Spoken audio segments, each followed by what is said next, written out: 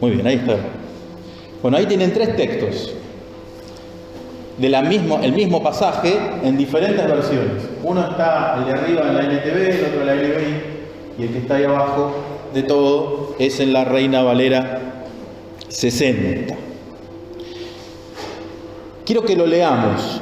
Leamos estos 3 textos y después pensemos algo juntos. Dice, en la primera versión dice, nuestro sumo sacerdote comprende nuestras debilidades porque enfrentó toda y cada una de las pruebas que enfrentamos nosotros. Sin embargo, él nunca pecó.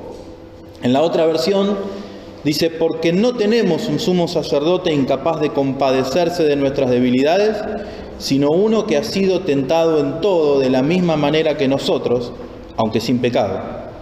Y la última dice, porque no tenemos un sumo sacerdote que no pueda compadecerse de nuestras debilidades, sino uno que fue tentado en todo, según nuestra semejanza, pero sin pecado. ¿Llegaron a leer? Muy bien.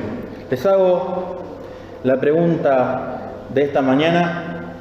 Si no tuviésemos esto de que no nos podemos acercar demasiado el uno al otro, les diría que se junten de a varios y puedan elaborar una idea. Pero ahí como están, no importa que hagamos un poco de ruido, traten de pensar y compartan entre ustedes cuál es para ustedes la idea central de este texto. Uno de los problemas que hay hoy en la sociedad, en los estudiantes, en los chicos que estudian, es que no tienen la capacidad de poder extraer las ideas centrales de lo que leen. Eso dice mi mujer. No. Esa es la historia. Uno lee algo y ¿qué dijo? Bueno, en el texto, lo peor que nos puede pasar para acercarnos a la palabra es eso, es no captar qué es lo que está queriendo decir la palabra en este caso. Por eso se las puse en 3 versiones para que nos pueda ampliar la idea. Entonces, ¿cuál es la idea central del texto? Y a eso sumarle, ¿qué consideran o cuál consideran ustedes que es la palabra que se busca resaltar? Hay una palabra que resalta, por lo menos para mí, en esto. Y pensar ustedes a ver cuál es. Nos tomamos unos minutos para hacer esto. Compartan con el que tiene al lado. Miren que está vivo, ¿eh? Tiene vida y todo.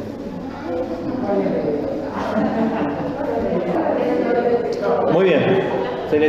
A ver si hubo actividad neuronal y se les vino alguna idea. Después charlan del asado de tarde. ¿Alguna idea o cuál es la idea que les transmite cuando ustedes leen este pasaje? Que Él nos entiende. Que Él nos entiende. Y si tuviesen que resumir en una palabra, comprensión. Entiende. Comprende, entiende. Por allá. Te marcan a vos, Camila, no es que. Empatía. Empatía. Me gustó. Muy bien. Semejanza. Perdón. Y ejemplo. Perdón. Compadecerse. Que no pecó nunca. Bien. ¿Vieron qué interesante que... Por eso es lo bueno. Depende de la mirada que nosotros le demos, es algo que la palabra nos va a hablar. El texto no tiene una única mirada. Lo que sí tiene son varias miradas que confluyen en una misma cosa. Y es en resumen, quizás lo que a mí me genera cuando lo leo es lo que dijo Cami, empatía. Ahora, ahí en el texto figura como compasión o compadecerse, o como dice en la NTV, comprende. Porque imagínense de un Cristo sin pecado, pero que no sea empático. Estamos en el horno. Porque Jesús nos diría, mirá, yo no hice nada. Arréglense, muchachos. ¿Sí? Ve a cada uno como puede. ¿Sí? Como dijo una película muy vieja, el último que apague la luz. Yo no fui. Vieron que en el gobierno se escucha esto, ¿eh? Mirá, lo que viene de atrás es lo que viene de atrás. Yo no fui, yo no soy el que dice esto. Y venimos de hace 70 años escuchando la misma situación, ¿no? Pero imagínense si Jesús, sin pecado, inmaculado, ¿sí? Así como cuando alguien vende un auto y le pone el cartelito de inmaculado. El Señor inmaculado, pero no empático. Estamos en el horno. Ahora, lo que la palabra dice ahí, habla de compadecerse o compasión o empatía. Entonces, ¿qué sinónimos se les ocurren de esta palabra? Aparte de lo que yo dije. ¿Qué otros sinónimos se les ocurre? Para empatía. Para empatía, ¿eh? Misericordia. ¿Qué más? Ahí vinimos. Amor. ¿Qué más? O sea que el amor, si no es empático, no es amor. Si yo digo que amo, pero no soy empático, ¿en realidad estoy amando? Es una pregunta para otro momento. Chao. En primera de Juan dice que no. Que dice que ama, pero no ama a su prójimo, en realidad no tiene a Dios, no tiene amor. Así que iría por ese lado. ¿Qué más? ¿Algún antónimo que se les ocurra? Antónimo. Estamos todos volviendo a segundo año de la secundaria. ¿Qué era un antónimo? Intolerancia, sí, el Guti. Incomprensión, todo lo que venga con que enganche ahí. Indiferente. Muy bien, muy bien. La palabra que nosotros tenemos del griego, ¿sí? No la escribí en griego, pero claro, yo sé que todos hablamos acá griego, hebreo, arameo y puntano, ¿sí? Todos nuestros vocabularios que hablamos, pero ahí del griego es sympatheo. Esa es la palabra que figura en la concordancia Strong, que es el tipo que se tomó el trabajo de agarrar palabra por palabra y anotar en griego y en hebreo qué significaba. Esta, como está en el Nuevo Testamento, está escrita en griego. Y miren todo lo que significa. Primero, una de las traducciones que tenemos ahí en la palabra. Sentir simpatía, conmiserarse, un sentimiento compañero, ¿sí? Experimentar dolor juntamente o de la misma clase, ¿sí? Dolerse, todas las cosas que nosotros podemos ver en esto. O sea que lo que podemos decir, que si vemos frente a la empatía o la compasión o el compadecerse, lo que significa, o podemos pensar que significa, tiene que ver con entrañarse con el dolor, ¿sí? La compasión es entrañarse con el dolor y al mismo tiempo tener la necesidad de intentar hacer algo con eso que me entrañé. Y acá freno. ¿Qué es entrañarse?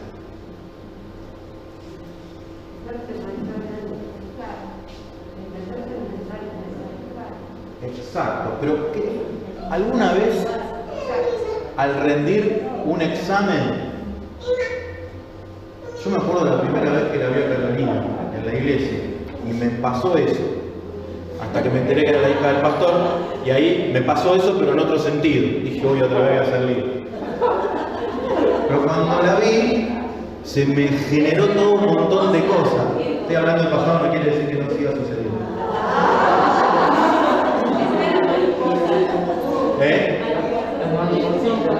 Ay, no te escucho con el coso, perdón. Exacto, mariposas en el estómago. Hay alguna canción que decía eso, ¿sí? ¿Hambre? No era hambre. Porque había merendado hace un rato. Ahora puede llegar a ser hambre. Pero le pasó, o ir a rendir, o tener que presentarse a una entrevista de trabajo, o tener que ir a, no sé. o que tener que venir y pararse y hablar ante gente. A uno es como que se le revuelven las tripas. ¿Vieron cuando uno ve una situación? Se me revuelven las tripas, decimos eso. ¿Saben qué tiene que ver por qué esta palabra entrañable y más en el pensamiento judío? El hebreo o el oriental no creía como nosotros decimos se me rompió el corazón, no decimos se me rompen las entrañas, porque para nosotros los occidentales el centro de las emociones están en el corazón, pero para el oriental el centro de sus emociones estaban en sus entrañas. Cada vez que la palabra, más que nada en el Antiguo Testamento, traduce como corazón, en realidad lo que está hablando es entrañas. Se me estrujan las tripas. Nosotros decimos, se me rompe el corazón. Te amo hasta el hígado. Te amo hasta el hígado, podría ir tranquilamente. Te quiero más que mis tripas. Pasa que bueno, suena raro. Pero la idea de entrañarse es que se me estruje el corazón. La compasión tiene que ver con eso, con que se me estruja, me duele lo que estoy viendo, pero a su vez entiendo que tengo la necesidad de hacer algo con eso que estoy viendo que está sucediendo. Muy distinto es cuando vemos una noticia en la tele, por ejemplo, decimos, ¡ay, qué terrible! Y cambiamos de coso y aparece Bob Marley cantando una canción. Y nos olvidamos de lo que habíamos visto. Sí, para acá tener hecho los chachaleros. Pero se nos fue lo que estábamos pensando. Eso no es compadecerse. No es decirle, ya se te va a pasar, ya se te va a pasar, ya se te va a pasar. Eso no es compasión. La compasión es cuando conjuntamente con esta situación interna en mi corazón, en mis entrañas, tengo la necesidad de obrar y hacer algo con respecto a esto que estaba sucediendo. Entonces, empatizar con el otro significa el dolerse, el entrañarse y tener la necesidad de hacer algo. Ahora, entendiendo todo el concepto de la que la palabra habla ahí, pensemos de nuevo en el texto de ahí de Hebreos. ¿Qué significa que Jesús comprende, que Jesús es empático, que Jesús fue compasivo, que Dios es compasivo, que Dios nos comprende, que Dios es empático con nosotros? ¿Qué significa la amplitud de la palabra al entenderla desde esta perspectiva? ¿Qué se nos viene? Que nos ama profundamente. El sacrificio, ¿se entiende? Porque lo que está haciendo el autor de Hebreos es intentar mostrarle a los judíos de esa época que les estaba escribiendo que este sumo sacerdote, como lo presentan algunas de las versiones, no era uno que se identificaba como era el sumo sacerdote al cual ellos estaban acostumbrados. El sumo sacerdote, cuando ofrecía el ritual del sacrificio, que era una sola vez al año que se hacía el perdón de los pecados por todo el pueblo, el sacerdote, cuando ofrecía el sacrificio, él ponía sus manos sobre el carnero, y esa era la identificación de que depositaba los pecados sobre ese carnero y ese carnero lo soltaba. Y eso era parte de todo el ritual del sacrificio que luego hacían sobre otro en el perdón de los pecados. Sobre uno ponían los pecados y se iban, y después en el otro era el derramamiento de la sangre que limpiaba al pueblo por un periodo. Ese sacrificio el sacerdote lo llevaba al lugar santísimo del templo y entraba con un violín, porque si el sacerdote tenía algo que no esté de acuerdo a lo que la santidad de Dios exigía, era boleto. Entonces lo tenían que sacar, con nadie se iba a meter a sacarlo, lo sacaban con una soga. Pero lo que Jesús dice es que el tipo de sacerdocio de Jesús no es uno que simplemente se identifica con el pecado, sino que se compadece hasta al hacerse igual que nosotros, para poder decirnos que Él padeció lo que nosotros padecemos, aunque sin pecado. En el texto, y les digo por qué es importante entender esto, porque muchas veces en nuestras oraciones nos olvidamos de que Dios es compasivo, de que Dios es empático, de que Jesús, si hay algo que quiere transmitirnos, es su empatía, es el decirnos, yo entiendo, yo sé por lo que estás pasando. Y no simplemente desde una frase, sino desde su vida misma. Entonces, compasivo, que conoce por experimentación nuestro dolor. Entonces, los rasgos centrales que nosotros podemos ver en el texto son esos dos. Compasivo, empático, que conoce por experimentación nuestro dolor, nuestro padecimiento, y que era sin pecado. Eso a su vez, a nosotros, nos transmite seguridad. El primer rasgo nos transmite la eterna seguridad de su provisión, ¿sí? Y miren esto, el versículo que sigue, después de decir que es compasivo y sin pecado, nos dice, acerquémonos pues confiadamente al trono de la gracia para alcanzar misericordia y hallar gracia para el oportuno socorro. El versículo 16 nos dice estas dos cosas, misericordia de aquel que nos transmite empatía. Jesús nos transmite empatía, se pone en nuestros zapatos. ¿Se acuerda que hace unos sábados hablamos de eso, de ponernos nosotros en los zapatos de los demás? Hoy les hablo de que el Señor está y se pone en nuestro lugar.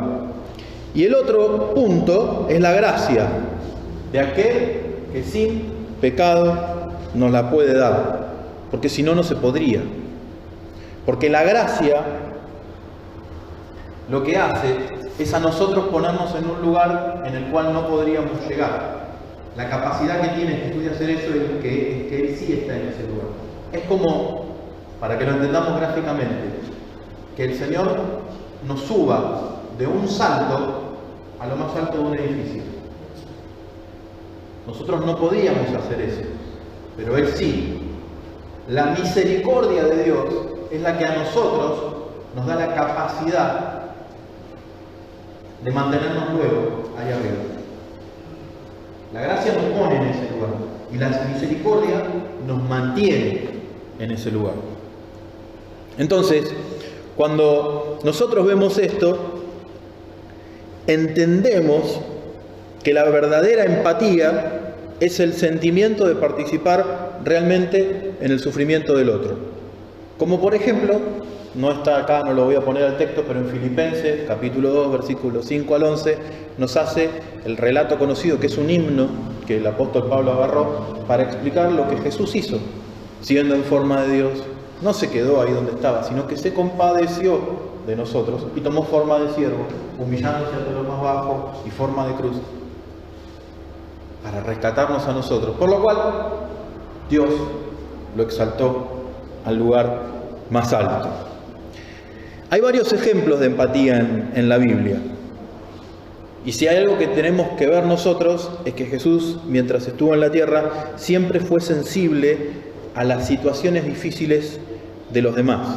Por ejemplo, en Mateo, ¿sí?, dice que Jesús recorría todo, Mateo 9, 35 al 38, Jesús recorría todos los pueblos y aldeas, enseñando en las sinagogas, anunciando las buenas nuevas del reino y sanando toda enfermedad y toda dolencia.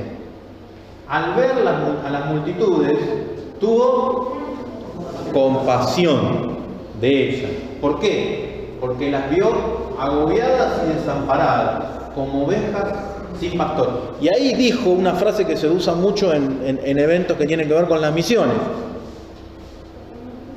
Pídanle por tanto al Señor de la cosecha, ¿sí?, los obreros son pocos, pídanle al Señor de la cosecha que envíe obreros a su campo. ¿Por qué? Porque el Señor vio las multitudes de gente que estaban ahí y tuvo compasión. Pero no dijo, ay, pobrecitos. Porque siempre la compasión, ese amor entrañable, la empatía, viene en conjunto con una acción de vida que intenta suplir esa necesidad. En otra situación, según nos relata ahí el Evangelio de Lucas, dice que Jesús estaba yendo con los discípulos a Naín y dice, cuando llegó cerca de la puerta de la ciudad de ahí de Naín, Dice aquí que llevaban a enterrar a un difunto, hijo único de su madre, la cual era viuda. O sea, la descripción que hace Lucas era un doctor y tenía mucha capacidad de narración. Entonces, lo que está haciendo es ponernos el panorama. ¿Por qué? Porque la mujer, la madre que quedaba sola, ya era viuda, con lo que significaba eso, que estaba en el último lugar de todo lo que era la sociedad del momento. ¿Por qué? Porque la viuda quedaba literalmente a la buena de Dios. Hay relatos, si ustedes leen en el Antiguo Testamento, de situaciones de mujeres viudas en donde no tenían otro sustento más que esperar, si no eran redimidas por algún pariente de su familia, más que esperar que suceda algo. Así fue, por ejemplo, con lo que se conoce la viuda de Sarepta, ¿se acuerdan? Cuando Eliseo le dice, anda a buscar aceite, vos juntá los tachos que yo te pongo el aceite, y así fue hasta que llenó de todo de aceite de oliva y se le permitió luego venderlo. Bueno, en esta circunstancia, esta mujer estaba en el horno, viuda, y se muere su único hijo, la única esperanza de sustento para su vida. Yo les quiero pintar la idea porque no es lo mismo si no vemos toda esta situación dramática en la cual ella estaba viviendo. Y dice, y había con ella mucha gente de la ciudad. ¿Por qué? Porque cuando alguien se moría en aquellos tiempos, toda la ciudad salía a dar los gritos o los cantos de dolor y se acompañaba durante mucho tiempo a la persona a los parientes que quedaban. Y dice, y cuando el Señor la vio, se compadeció de ella y le dijo, no llores. Cuando el Señor, ¿qué hizo? La vio. ¿Podría haber seguido camino?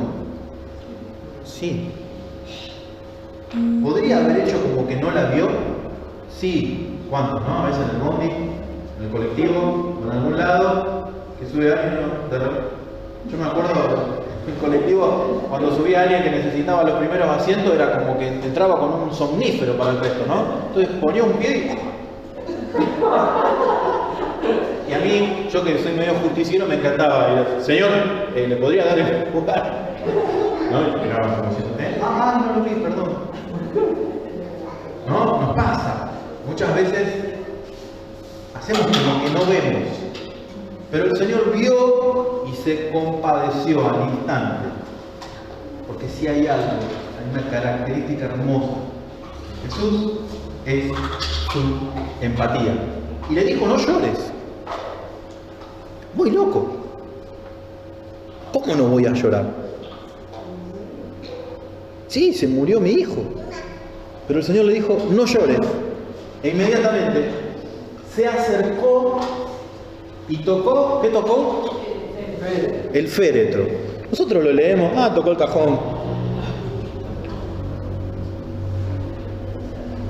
Para un judío era transformarse en inmundo tocar el cajón de un muerto.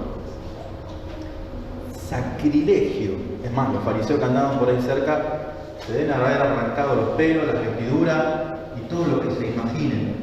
Porque la Biblia en Levítico dice que aquel que toque a un cadáver se transforma automáticamente en inmundo.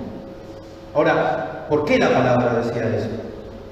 Porque era una ley que está en Levítico, era una ley sanitaria. En aquellos tiempos no tenían las mismas medidas sanitarias que nosotros tenemos.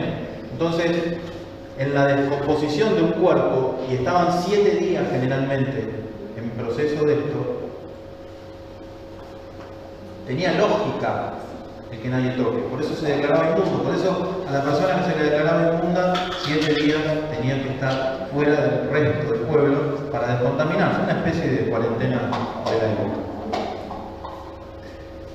¿Sí? Aunque la primera cuarentena fue con Noé. ¿Sí? Esa fue la primera cuarentena que nos relata la palabra. Subieron a toda arriba del arca y salieron. Pero cuando sucede esto, Jesús rompe la estructura, porque no se agarra de una ley que luego transformaron en tradición y la transformaron en un legalismo, sino que rompe con la estructura de los genios de la época, porque se compadece por una mujer que perdió todo. Y dice que le dijo: joven, a ti te digo, levántate. Entonces se incorporó el que había muerto y comenzó a hablar y lo dio a su madre. Después sigue el relato, se armó un desparramo tremendo ahí en Naín con lo que había sucedido de parte del Señor. Pero lo que yo quiero centrarme es en esto, en que el Señor se acerca al sentir nuestro dolor, nuestra necesidad. Porque habiendo vivido, como dice ahí en Hebreos, una vida humana, el Señor puede empatizar con todas nuestras debilidades. Si hay algo que describe la compasión es la profunda misericordia del Señor. Miren cómo dice el Salmo 103. Como el Padre se compadece de los hijos, se compadece Jehová de los que le temen, porque Él conoce nuestra condición, se acuerda que somos polvo, nada. Pero aún viendo que somos nada, es absolutamente empático con nuestras realidades. El Salmo 56 dice: tú llevas la cuenta de todas mis angustias. ¡Wow! ¿Sabían eso? Dios tiene guardadas, dice la palabra, has juntado todas mis lágrimas en tu frasco, has registrado cada una de ellas en tu libro. El Señor, a causa de su entrañable amor, de su empatía, de su compasión, de compadecerse, de comprendernos y actuar conforme a eso, nos dice que Él no solo escuchó, no solo vio, sino que tiene guardado cada una de esas lágrimas que nosotros derramamos. Muchas veces nosotros decimos: ya no sé cuántas lágrimas lloré, ¿no? Bueno, pregúntenle al Espíritu Santo, porque el Señor tiene anotado en el libro, o sea que nos puede dar una estadística certera de cuántas veces hemos llorado y Él ha guardado esas lágrimas. El Señor personalmente siente el dolor de sus hijos y ha guardado, ha grabado en el libro, en su libro, cada una de esas cosas. El punto en esto es que para nosotros esto tiene que ser absolutamente reconfortante, de saber que Él registra todas nuestras lágrimas y todas nuestras luchas. Por eso es que en 2 de Pedro 5:7 dice: echen sobre mí, primera de Pedro 5:7, echen sobre mí todas vuestras ansiedades y preocupaciones, o angustias y preocupaciones. Porque yo los comprendo. Porque yo no soy un Dios que les dice simplemente lo que tiene que hacer, sino que yo tengo la capacidad desarrolladísima de ser empático con ustedes. Por eso cuando el Señor nos dice: ponete en los zapatos del otro, es porque Él ya se puso los nuestros en Jesús, como veíamos la vez pasada. Quiero que escuchen un pequeño video. Hola, muy buenas tardes. ¿Cómo les va tanto tiempo? Bueno, queremos participarles. En primer lugar, que se los extraña, y para que no nos extrañen tanto, con Carmen, cosa que a mí ya me conocen, no hace falta presentación, queremos contarle algo que el Señor hizo hace mucho tiempo y que hace unos poquitos días nomás estuvimos recordando y que nos hizo muy bien, y seguramente a ustedes les va a hacer muy bien. Así que de ahora en más, Carmen les contará. Bueno, Ay, que es difícil para mí esto.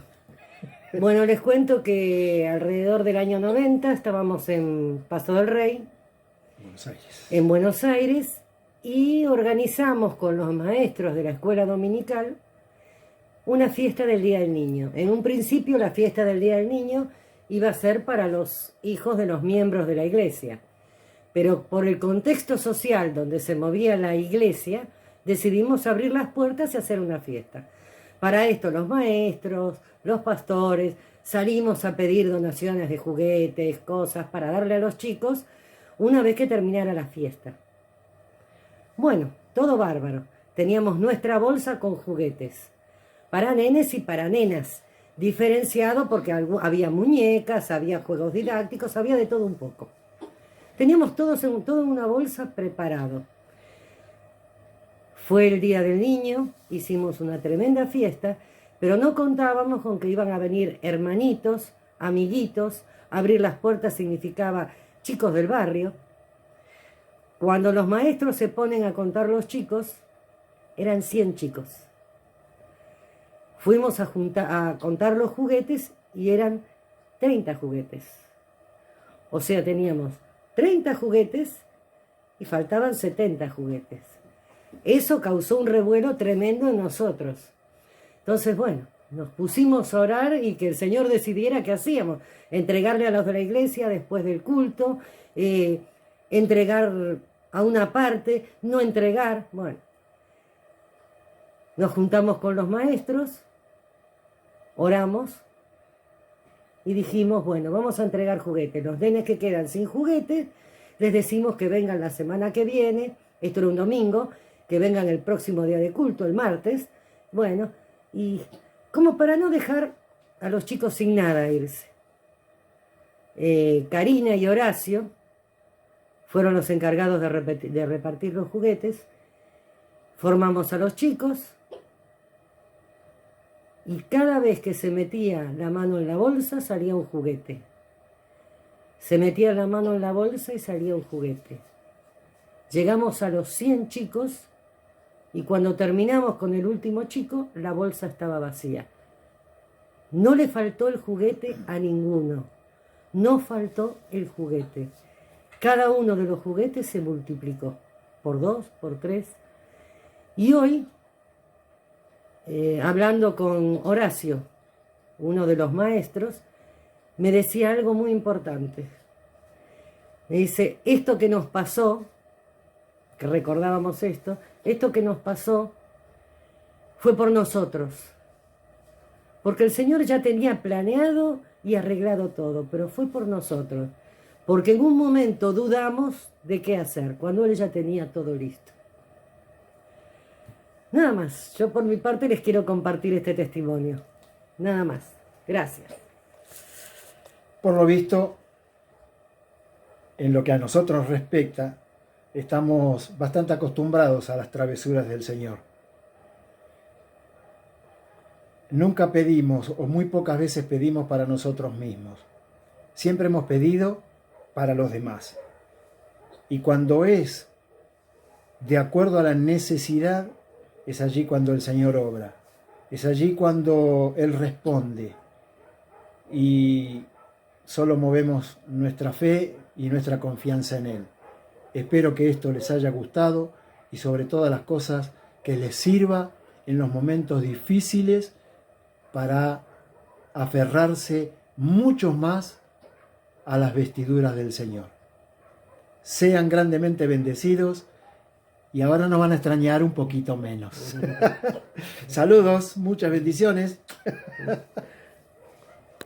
No tengo más nada que decir. Lo que sí, pensá en tu necesidad. Dios no responde caprichos, pero sí se compadece ante nuestra necesidad, nuestro dolor, nuestra angustia. Quiero que pienses en eso,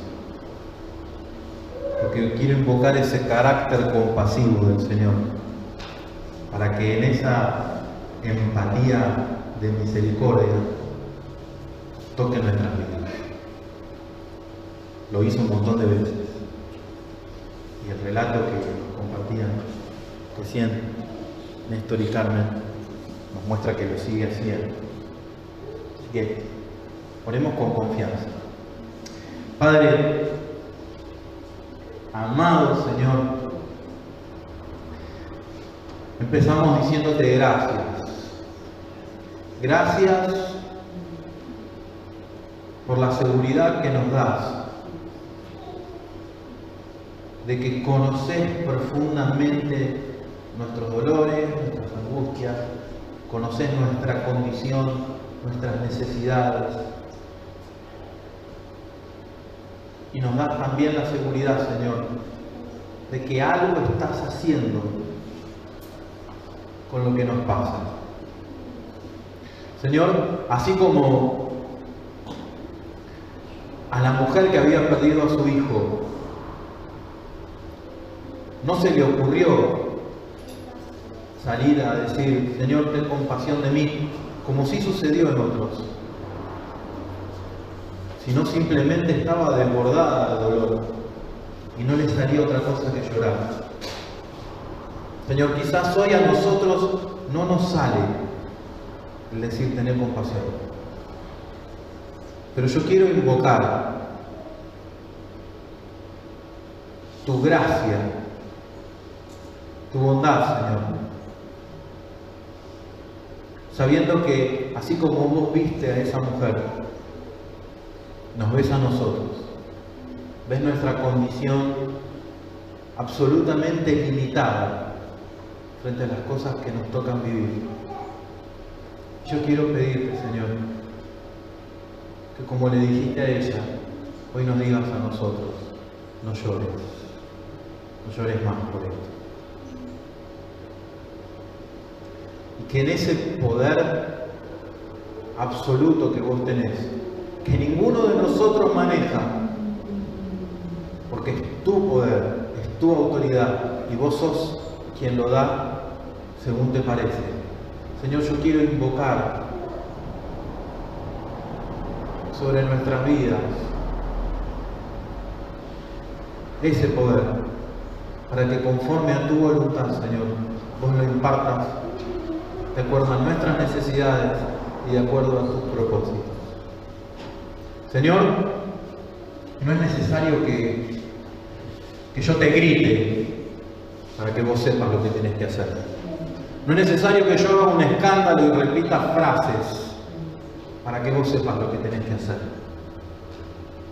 Sino, Espíritu Santo, pedirte que conforme a tu inagotable gracia, a tu inagotable misericordia y a tu absoluta comprensión por nosotros, tus hijos, obres en gracia, Señor. Y si es necesario un milagro en nuestras vidas, ya sea en nuestra salud, sea en nuestra economía, sea en nuestros pensamientos, sea en nuestra familia, sea en la situación que sea, hoy te decimos, Señor, gracias por la seguridad que nos das, de que vos te compadeces de nosotros, de que sos empático con nuestro dolor y nuestra necesidad, y nos das la seguridad de que vos te vas a encargar, de que vos te estás encargando, y de que, como cantamos hace un rato, a nosotros que te amamos tenemos la certeza de que todas las cosas son hechas para bien por causa de Jesús. Padre, oro entendiendo el poder de la sangre de Cristo sobre nuestras vidas, como dice tu palabra, el autor y consumador de la fe. Oro, quizás en el sentido que lo hicieron hace años Néstor y Carmen, sin saber qué hacer, porque en su pensamiento estaba el verde repartido después. Señor, oro diciéndote que nosotros no sabemos qué hacer con las cosas que nos pasan. A muchos quizás nos desbordan, Señor, esas cosas. Pero oro con la seguridad, Señor, de que es a causa de tu compasión de tu gracia, de tu misericordia, que nosotros podemos irnos de acá con la seguridad de que vos estás orando. Ora un milagro, Señor, en aquellas cosas que no suceden, que hoy te compadecen de nosotros. Bendecimos tu nombre juntos, Señor, y declaramos tu bien sobre nuestra ciudad, sobre nuestro país, tu bien, Señor, tus planes de bien, porque tus propósitos son sí y amén. En el precioso nombre de Jesús oramos. Amén.